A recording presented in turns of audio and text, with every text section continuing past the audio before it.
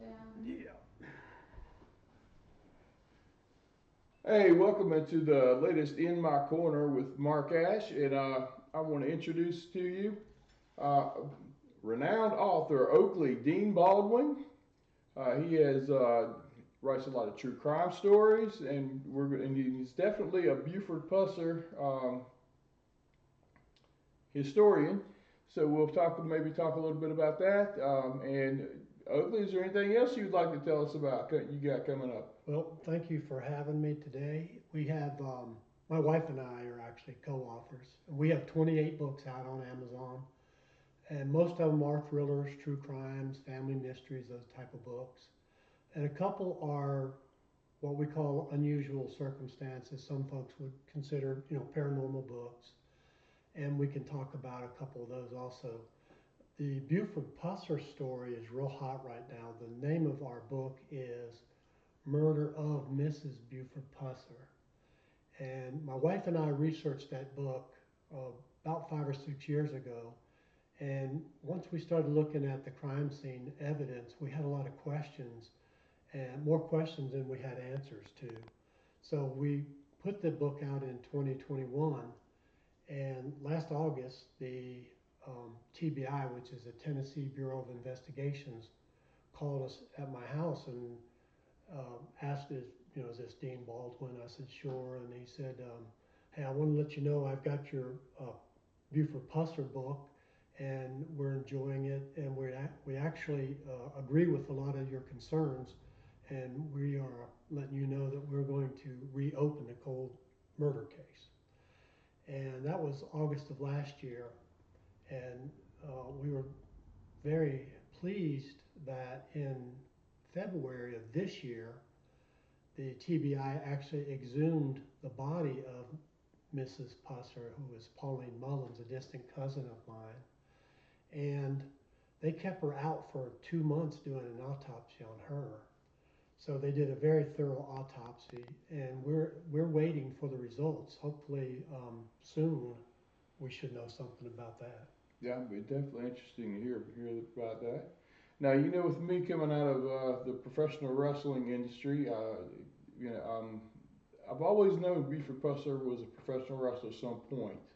But what research I've done, I've never been able to find out anything about his careers or any. Yeah, he started in the I would say around 57 or 58, and he wrestled because he got out of the Marine Corps in 56 and finished up high school. He went up to Chicago. He left Tennessee and moved to Chicago, got into the wrestling business. He was known as Buford the Bull, and he was a wrestler on the circuit, and he worked a nightclub, I think, as a bouncer, and he went into uh, he went into I'm drawing a blank now. We'll have to edit this part. Yeah. He went into where they work on what's it called, Doris, with the bodies. Oh, The he more. was a mortician. Yeah, he went into mortician school, and obviously he didn't like that. But then he met my distant cousin, Pauline Mullins, and they got married in December of '59. He was still wrestling then. He wrestled, I think, for another year or two. And then with the traveling and the new family, he decided to move back to Tennessee, to Adamsville, and ran for office to become the constable of the 3rd District. And at that time, he stopped. So it would have been roughly between 1957 and up to 19, maybe 61 or 62. So I'd say 4 or 5 years in the wrestling business. Yeah, interesting. Well, let's move on to your next book, the one I'm looking at right now, on Percy Flowers. Yep, I'm going to show this up here to everybody. This is our new book. We just released this about 3 weeks ago. Now, J is for Joshua Percy Flowers, the master distiller. He was in Johnston County, North Carolina. He started moonshining in 1919 and got in trouble that same year. He had a stranger was looking into one of his mash barrels, bent over, and he was sitting in the woods watching him, and he had a shotgun with some birdshot in it, and he actually shot him in the seat of his pants, and it turned out to be the Johnston County Sheriff who he shot. So he took off running in the woods, and of course he lost his first steal that he had, and that mash. So his first run-in with the law was in 1919, and he ran moonshine up until the day he died in 1982. So you're looking at 6 decades of moonshining, all up and down the East Coast, all over, basically all over the country. He was, if you put all of the moonshiners that you've ever heard of together, Popcorn Sutton, Hilda Mullins, Amos Owens, Junior Johnson from NASCAR fame, Al Capone, President Kennedy's father, Joseph Kennedy, was a bootlegger of whiskey and moonshine. If you put all of them together, they wouldn't be able to touch Percy Flowers of Johnston County. And you know, that's just a few miles from here where we're located. Yeah. And I actually had, when I was a young deputy sheriff in Wake County in 1981, I had a run-in with one of his associates and chased one of his cars probably several miles before he got away from me, down near Homer Bryhopper's Club off of Pool Road and Nightdale Road. Wow. So I've got a little personal connection to the story, but this is a very exciting story that no one's really ever heard about. And he's going to be known shortly as the largest moonshiner that's ever lived. Wow. And you can tell us where, here's where we get to plug you. Where your sales, where can we find these books? Is there any place where do you online? Do you have a website? Yeah, there's 2 places. One is if you go to Amazon and type in my full name, Oakley Dean Baldwin, all 28 of our books will pop up. We also have a YouTube channel at Baldwin Stories YT. So YT would be for YouTube. So at Baldwin Stories YT, that's our YouTube channel. Oakley Dean Baldwin on Amazon will bring up our books. We also have our books on Barnes and Nobles, Walmart, and Lulu too. So we're out there. All you got to do is look us up. We have some very exciting true stories. And another true story that I'm going to share with Marcus here in a minute is our Sid Eves Road Lithobolia story. Oh, which is right down the road here. When hopefully after this interview, I get to take you and your wife down and show you all about it. Yeah, I'm very interested. I'm very interested in seeing it because, like I said, you know, as well, I mean, it's no secret to the probably most of the people watching this. You know, where I do independent filming, and that is a story I am very, very interested in, and it's one right literally in my backyard. So.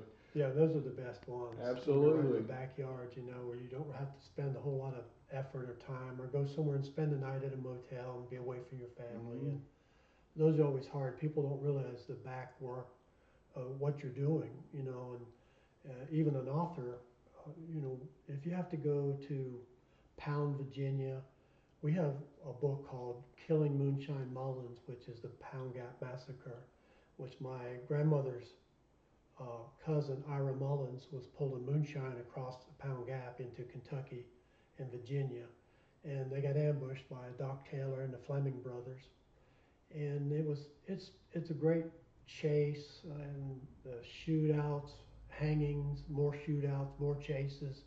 It's a wild story. It's probably as good as any Hatfields and McCoys. I love the Hatfields and McCoy stories, but that's you know, a 6-hour drive from here up to Pound. Stay a couple nights doing storytelling events and book signings and those type of things. It's so much easier when you have something right in your backyard, a 10-minute drive from your house. Absolutely. That you can get to. And like I said, it's real important too as we get older that we try to spend more time with our family. You know, I'm retired now, my wife's retired, so we're full-time authors now, basically, is what. Because we do a lot of research in our books, we spend a lot of time, sometimes up to 2 years, researching a book before we put it out. Wow. And like I said, I'm definitely interested in reading and hearing all the stories you can share with me about that. And we have, you know, the Matewan Massacre, which we call the Matewan Effect Bloody Mingo book, which is the true story of the Baldwin Detective Agency, who I'm also related to. They went down to Matewan because the local sheriff would not set out 6 coal miners who had joined the union against the owner's policy, and they were living in company homes. So if back in the 1920s, before the FBI was formed in 1936, if you had a local sheriff that wouldn't perform their duties, what they did is on the West Coast they would hire the Pinkertons to do the law enforcement, but on the East Coast they would hire the Baldwin Detective Agency, and that's the only choices you had before the FBI. So the coal miner owners hired the Baldwin detectives. They came down from Bluefield, West Virginia, and 12 of the agents came down, and they set out the 6 families, of course. And it was very tense. They had their weapons out, and it was raining a little bit, and they did set the women and children out into the street, and that really made a lot of people mad. But the police chief in Matewan was a man named Sid Hatfield, who was the nephew of Devilet's Hatfield from Hatfields and McCoy's fame. So he said that those Baldwins, when they come in town, we're not going to let them leave, basically. So he told about 300 coal miners to go home and get their weapons and wait for his signal. So when they came in, I don't want to give the whole story away, but when they were 3 miles out into the county, when they came back into town, they ate dinner and they got ready to get on a train, and there was a massacre basically at that point, and that's an awesome story.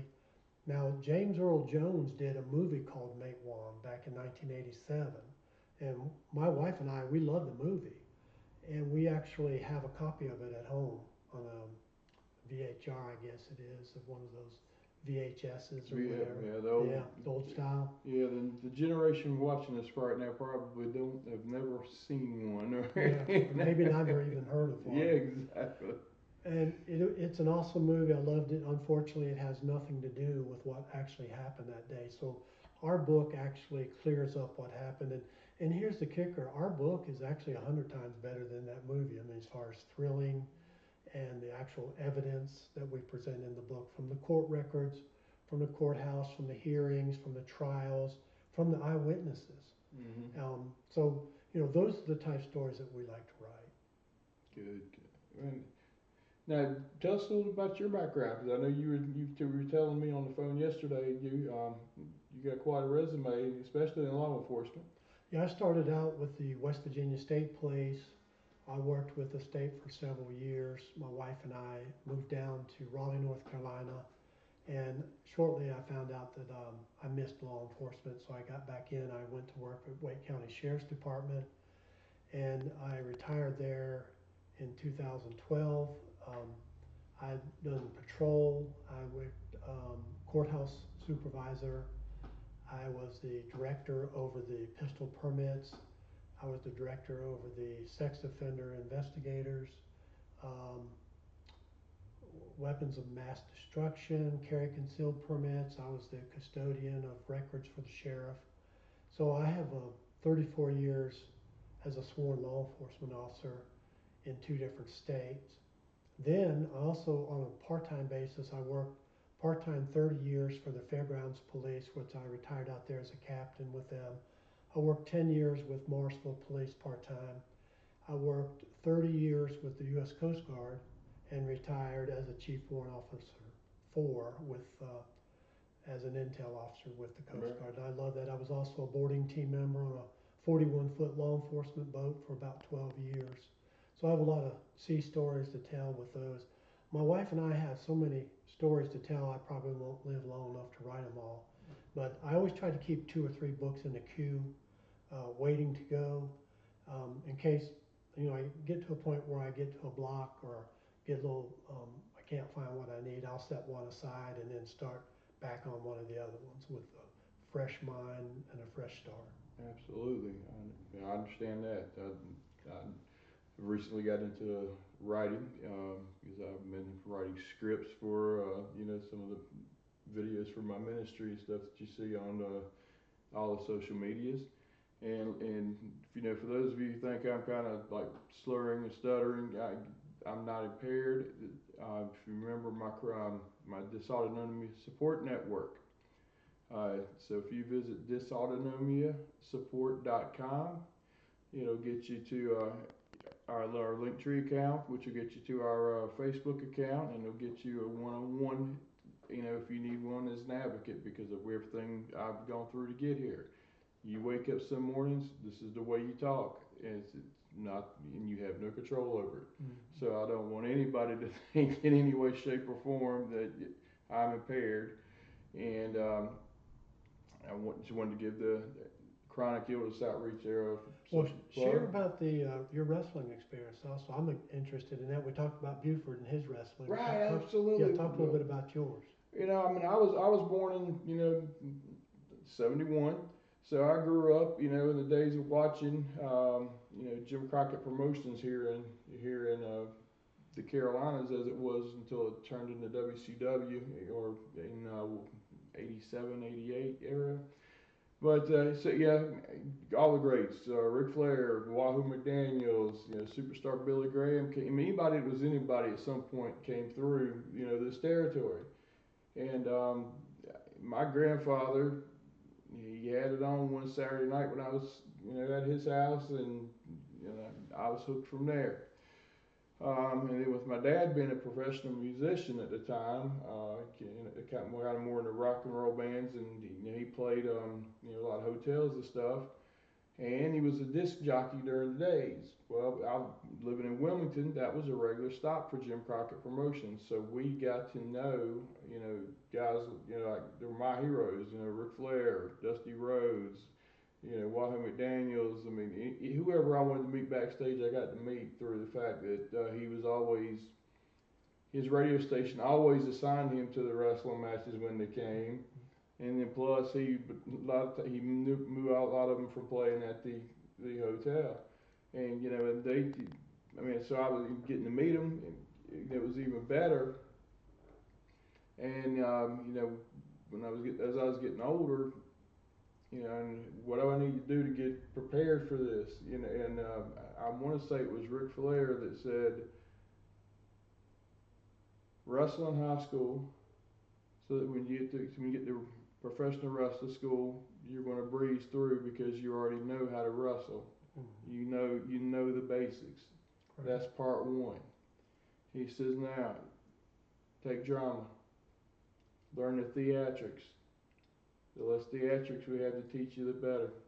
He says that way we teach you when you really only need to learn the ring psychology part, and you will be in the ring a lot faster than the other guy that just signed up that didn't do any of that. Right. Because there's so much that you already know we don't have to teach you.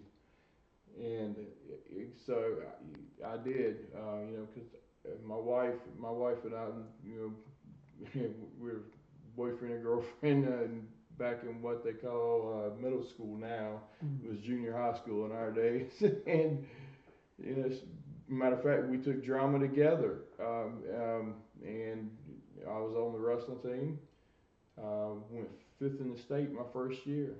Nice. Well, we have a lot in common. Mm-hmm. I worked the Dorton Arena, and from the late 80s into the early 90s. So I got to work almost every single wrestling match and got to meet the same heroes that you're talking about. Mm-hmm. The Ric Flairs, of course, and Sting came, and the Nick Foley, all these famous. These young folks now probably wouldn't have a clue who we're talking about. But the old timers, the old timers would. And I worked for Bruce Noonan, and he was the police chief in Morrisville, and he was actually Mr. Wrestling for, I guess, about 10 years. And everyone thought he was joking when he talked about being a wrestler until he did a fundraiser and brought all these old timers into Morrisville and set up a ring and raised money for some children who had been bit by a dog that had rabies, and they didn't have insurance. So he raised a lot of money for them. But one of the people that really stood out was the Boogie Woogie Man. You remember Yeah, I him? remember. Yeah, I knew Jimmy. I know Jimmy very well. Jimmy Valiant. Yes. Yeah. And of course, Bruce won the match. He had his police chief hat on, and they had a free for all, and all of them in the ring. And he got the last one out and actually won the match, which was pretty cool. Oh, absolutely. Yeah, absolutely. We wrestling business is a little weird because they kind of did him an honor because it's in most cases if you're in your hometown you lose, if it's your birthday you lose. I mean that was the way they did it when they worked the circuit. If you're in your hometown you lost, if it was your birthday you lost. I mean that was. I mean even if that wasn't the story we were telling the night before, the night after, that's it. Those 2 days, boom, you know. It's a business that'll lure you in and chew you up and spit you back out because that's why I think I got a lot of the physical problems I've got. I've had a rebuilt foot. I've got hardware in my back and upper neck, and it was a rough business. I could imagine. And Yeah, I did some Golden Glove boxing back in the day, and after a couple years of that, a couple of fights, I decided those trophies weren't worth getting your brains beat out, you know. So I gave that up. Plus, I was married. My wife kind of frowned on me going on a Friday, Saturday, and Sunday and doing a 3-day boxing matches, you know. So I gave that up after a couple years in the early '80s. But we're young. We learn as we get older. Now I do have some interesting things coming up, so we definitely want to get back together. I have some things that I can't share right now that are really, hopefully they're going to pan out. You never know, right. in that business. But my wife and I are always writing new books. We have a couple. She has a wonderful cookbook that she's writing, and it's almost ready. Good old country girl cooking, you know, that kind of thing. She's from West Virginia, and that's gonna come out hopefully, you know, by the end of this year or first of next year. There's no time frame on her. And she um, has a wonderful book that she's called Suddenlies, which when God shows up suddenly, where she went on 3 missions trips to other countries, and God showed up and helped her on all 3 of them.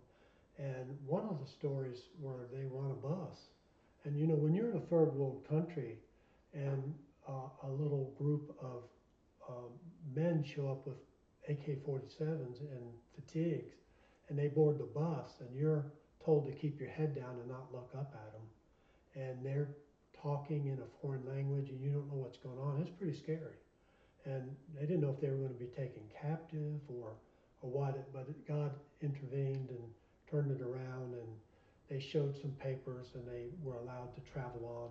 But it was, because they knew there were medical missions. You know, they did dental work and eyeglasses and prescription meds, handed out, aspirins and pulled teeth and those type of things. So they would line up. These people were in such a need for help that they would line up for miles in their best clothes, their best dresses, and their children, and they would be yelling at the buses as they went by. They would yell and be clapping. They'd yell "Blondie, Blondie," which meant American to them. And once they got there, they would stay all day, and 12, 14 hours the doctors would work, and the dentists and the nurses. My wife was a nurse back then. So that's going to be a wonderful book once we get that one out. I'm looking forward to that one. Yeah, I'd be interested in that myself, and I can definitely tell you that sounds like something my wife would be interested in. You can actually hear smiling behind the camera over there. We have one other faith-based book called Whosoever that next time we get up with each other, I'm going to give you and your wife a copy of that. It basically, we use common sense and science to prove creation. So it's a real cool book for someone, especially who's on the fence. They're not really sure what they believe. In fact, I'm going to donate a handful of them to your group, your Christ Search group. Thank you, sir. Thank you, sir. Yeah, because that book will really open the eyes through common sense and, like I said, through science. You know, we've had science used against us in public schools for so long that we finally are getting some footing now with just by telling the truth about what science and what creation is really about. Right, yeah, absolutely. And that's right now. That's why I'm so proud of the state of Louisiana putting the Ten Commandments back in the classroom. Mm-hmm. And the rest of the state should follow suit. I agree. And like, of course, I mean that's probably what's going on with me a little bit. I'm exhausted because I gave quite a speech last night on the Christ Surge event, and you can check that out on our same YouTube channel, Mark Ash Motivation, and of course Dean here, he's going to put it on the Baldwin Stories channel. And is there any other books or stories you want to tell? Any personal stories you want to tell us about from your law enforcement career? Well, actually, this Cities Road that I'm getting ready to show you after we're done here, that's a personal story. I was on patrol when that happened. I have a book called Mayhem on the Mountain, which was my very first murder that I was involved in, and it's a real thriller. So if you really enjoy true crime and thriller books, that's basically what we've been into. And we're pretty diverse. We actually have a child's book called Camper and Katie's Constitutional Quest for Children. So we're out there with pretty much everything but romance. The market is saturated with romance books, so we're not going to be writing any romance. Even though my wife and I have been married a long time, we're working on 50 years. So, but that's pretty much the only thing we haven't written. Everything else in between, we have something for everyone. All right, and once again, tell us where we can find these. Yep, on Amazon, type in Oakley Dean Baldwin, and YouTube channel at Baldwin Stories YT, at Baldwin Stories YT. Those will bring up everything that we have. Absolutely. And fans, I want to announce a guest for the next one because I'm still working on it right now. But we will definitely, once again, want to push his books here, Oakley Dean Baldwin on Amazon.com, because these stories are awesome. And I would definitely want to see these places we're about to go. And I am going to be working with my crew. I think we may be able to make a little movie out of that. That'd be nice. That'd be really nice. Thank you for having me. Yes, sir. Thank you for being here, and hopefully we'll do this again soon because, like you said, you got some stuff upcoming you can't talk about just yet. So when you can, I definitely want to get you back on. You'll be one of the first ones to find out. All right, I appreciate it, and God bless everyone that's watching. And you can visit our ministry at ChristSurge.com, and you get all the information. And once again, thanks for watching. Have a great day. All right. Thank you very much. Okay, Yes, good. Very interesting. Yeah, I think we talked for a little bit there. We filled in the gap, didn't we? Oh, absolutely.